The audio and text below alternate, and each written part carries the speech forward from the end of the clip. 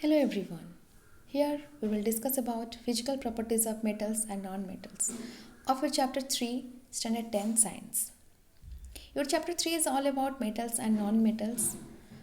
It consists of physical properties and chemical properties, but in this chapter, in this particular video, we will discuss only about physical properties of metals and non-metals. Before going to the concept, let us just recall the concept of element. What do you mean by element? You must have studied in standard 9 that an element is a substance which is made up of only one kind of atom. For example, sulfur element. Sulfur element is made up of only sulfur atom, whereas iron element is made up of only iron atoms. The atoms of an element remain unaffected by the physical change in the element. For example, atom of liquid sulfur or vapor form of sulfur would be exactly the same as that of solid sulfur. Okay, so next is on the basis of their properties, elements are divided into mainly three categories: metals, non-metals, and metalloids. Iron, copper, aluminium, these are some of the examples of metal. Okay, carbon, oxygen, sulfur, these are examples of non-metal. So next is boron, silicon, germanium, arsenic, tellurium, polonium, these are the examples of metalloids. So let's get started with the physical properties of metals. Metals are generally solid. If you observe your surrounding, you will find that almost all the metals are solid. But there is an exception. Mercury. Mercury is the metal which is found in liquid state at room temperature. Next, physical properties is metals are hard. Metals are generally hard. This means that most of the metals can't be caught easily. Though most of the metals are hard, but their hardness varies from one metal to another. For example, if you try to cut a thin sheet of iron metal with a pair of scissors, we will find that it is very difficult to cut the sheet of iron. This is because iron metal is very hard. On the other hand, a thin sheet of aluminum metal can be cut very easily. If you take an aluminum foil, you can cut it very easily with a scissor. But you can't cut it, iron sheet, by a scissor. There are some exceptions as well. Lithium, potassium, sodium, these are the metals which are very soft and they can be cut easily with a knife. Your lithium, potassium and sodium, these three elements or these three metals are very soft. You can cut it by knife. Okay. Other metals are hard.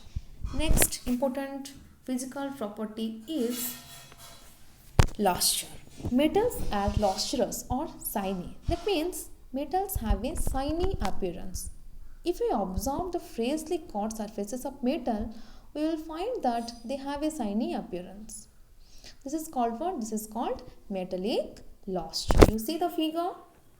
See the figure? This has a metallic luster. Okay, due to this luster only, it is useful in making jewelry and decoration pieces. You can take the example of gold and silver. They are having luster properties. That's why they are used for making jewelry. Next is metals are good conductor of heat. Conductivity. So good conductor of heat. Good conductor of heat can be defined as the substances which allows the heat to pass through one end to the other end. This is because the electron in metals move more freely than non-metals. They allows the heat energy to travel across the metal. Take the example of this one. Okay, here this is a hot drink and a metallic spoon is put here. Okay, so if you will toss the metallic end of the spoon, you will feel that after some time the temperature of the metallic spoon increases. This is due to the conductivity of metal. Okay, best conductor of heat are silver and copper. Silver and copper, they allow heat to pass through them very easily. Yes, there are some exceptions as well. Though all metals are good conductor of heat, Lead and mercury. Lead and mercury. Lead and mercury. Lead and mercury are two metals which don't allow heat to pass through them. Next physical properties is good conductor of electricity. Like heat, those substances which allows electricity to pass through them is known as good conductor of electricity. In a conductor, electric current can flow very freely because due to free electrons. As you know that metals have free electrons. The metals tends to lose the electrons as well. So these are metals are good conductor of electricity. Silver and copper are the best conductor of electricity. Though this one other metals also conduct electricity. Your copper, silver, gold, iron, they also conduct electricity. Next is metals are malleable. Metals are malleable means what? Malleability. Malleability is the property by which metals can be beaten into thin sheet. The best example is aluminum foil. Aluminum foil is very thinner and it can be possible due to its malleability properties. Okay, so most of the metals are malleable. Gold and silver are the best malleable metals and can be hammered malleable metals. For example, aluminum also can be hammered to form very thin sheets. Next property is ductile or ductility. Metals are ductile. That means metal can be drawn into thin wires. See the figure? This is a metallic wire. Okay, this is possible due to the ductility properties of metals. Other physical properties of metals are sonorous in nature. Sonorous. You must have heard this term, sonorous. Sonorous means ringing sound. Okay, so metals make a ringing sound when we strike them. Sonorous means capable of producing a ringing sound. If you drop a metal coin or a metal utensils on the floor of our house, we hear a ringing sound. But if you will drop a wood or a plastic scale, you will not feel the same sound. You can't hear the same sound. Okay, so metals are sonorous in nature because they are producing ringing sound. That's why in temple also the bell is made up of metals. Other physical properties of metals are metals have high melting point, metals have high boiling point, but there are some exceptions as well. Gallium and cesium have very low melting point. If you take it in your palm also, they will start melting. So you need to remember gallium and cesium, these two metals have very low low melting point. Next, moving to the physical properties of non-metals. You can see this figure. Okay, these red blocks represent the non-metals in periodic table. So first state, non-metals may be solid, liquid or gases. Carbon, sulfur, phosphorus are solid non-metals. Bromine is a liquid non-metal. Oxygen, hydrogen, nitrogen are gaseous non-metals. Next is lustrous. Metals are dull. They don't show the lustrous properties. Okay, they are not lustrous. They are dull. This means that non-metals are not shining. They are dull in appearance. For example, sulfur and phosphorus are solid non-metals which don't have luster. They are dull in appearance.